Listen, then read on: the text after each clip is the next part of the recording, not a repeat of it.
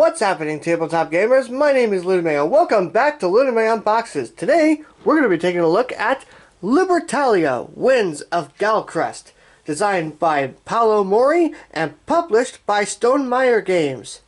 Let's have a look at the back here and see what this is about. In the world of Galecrest, sky pirates set sail on the winds in search of adventure, treasure, and glory. As an admiral, you command a vast and varied crew, but so do your rivals, sailing on other ships in the pirate fleet.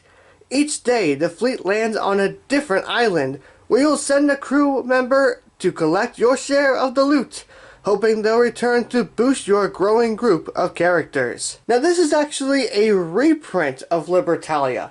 The original was actually in 2012, as you can see, and this is actually meant to be a reprised version with supposedly brand new characters, brand new artwork, and some brand new features to the game that were not in the previous version. Now, I do remember playing the original, but I don't remember much about what was in it, so I'm very eager to see what is in this new version. So with all that said, let's have a look and see what does Libertalia Winds of Galecrest have to offer us.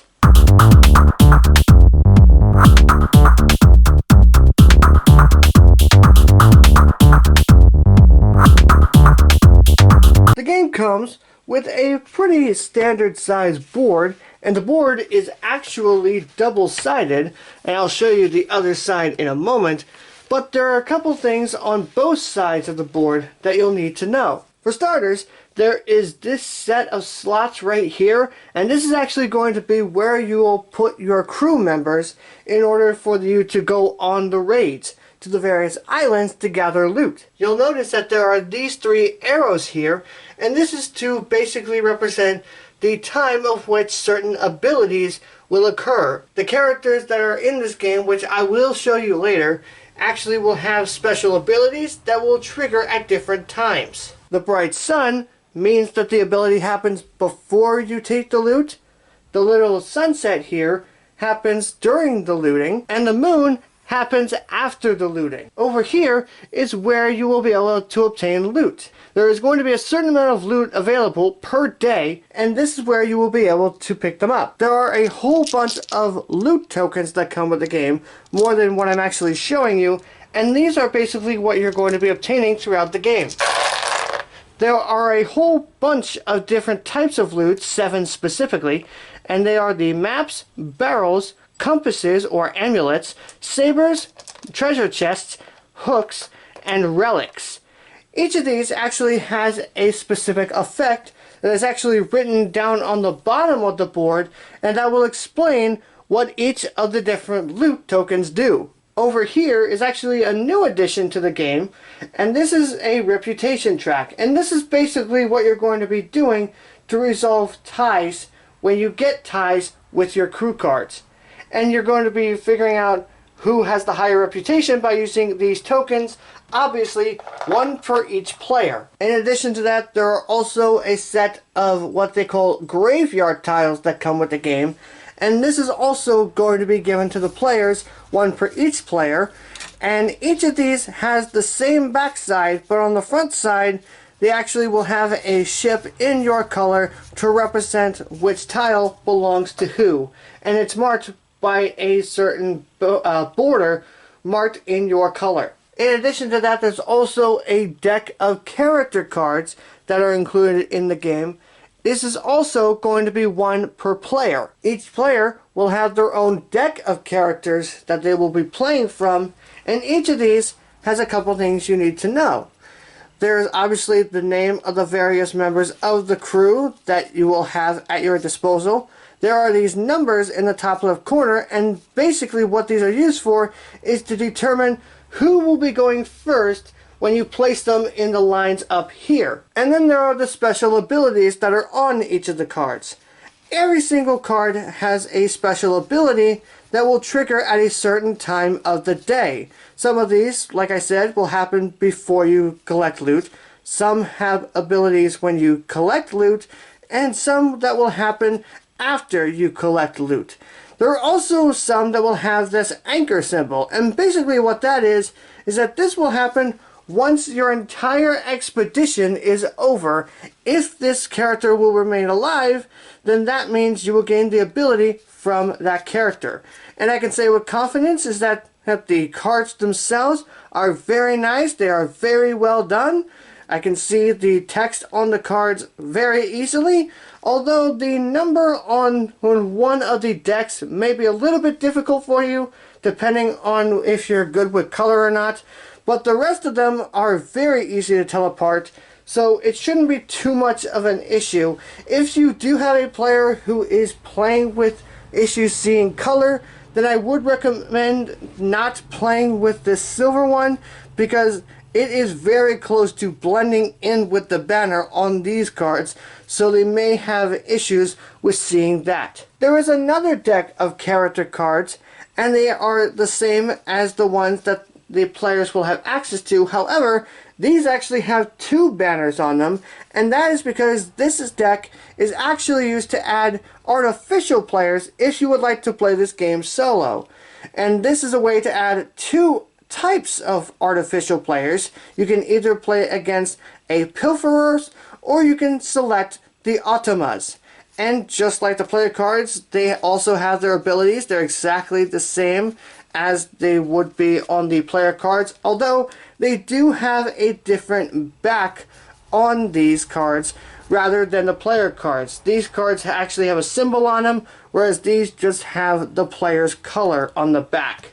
There is a Player A card for you if you want to play the game single player, and this is basically to represent a summary of what the various symbols mean on the back of the artificial player cards. And I gotta say, once again, the text on the card is very easy to see, so you should not have any issue reading it. There are also a set of treasure chests that come with the game, and they have their own dials on each of them, and this is basically going to be how the players are going to keep track of their scores.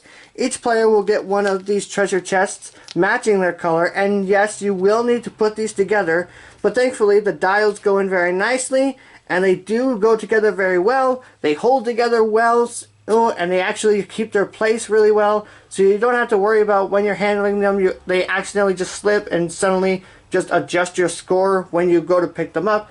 They actually sit very well and adjust very well, which is very nice. There is a cloth bag that comes with the game, and these are where you're going to actually put the various loot tokens in, reaching them in and pulling them out as the game goes by. And it is big enough that you can actually fit your hand in there, so you can actually pull out the tokens, which is very nice. There's a special tile, and this is meant to be used for if you are playing a two-player game. You'll actually take this tile and you'll place it here, and it will basically act as a character that is always going to be out there, as well as a restriction that will happen if your character's number in the top left corner is 20 or less. Then you will have to place it in that space, and there's a special ability on the character that is printed on the tile, the midshipman, that will occur during the looting phase. And just like the board, this tile is also double-sided. Speaking of which, let me get to the other side of the board real quick. Let me just move all these out of the way, and I'll just show you partially of the other side.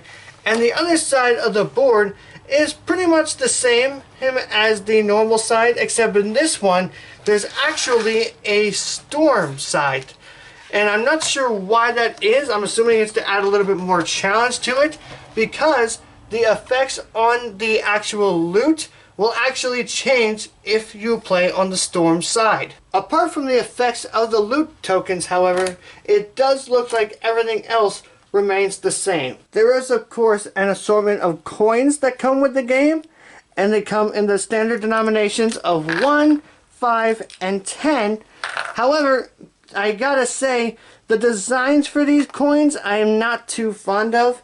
I do think that the numbers on the various coins blend way too easily into the backgrounds, and if you have a hard time seeing color, you could have a hard time seeing the numbers on the various coins. The saving grace of that is that the various coins do differ in size, so the smaller the coin, the lesser the value is a good way to think about it.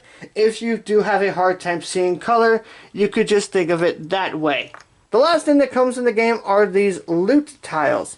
There are 7 types of loot tiles in the game, one for each of the different types of loot. And I'm not sure why these are actually included, because the abilities that are listed on these loot tiles are exactly the same as on the front side of the board. And also these tiles are double-sided, and on the back side of these tiles, as you can see, the abilities on them are also the exact same as the ones that are listed on the board.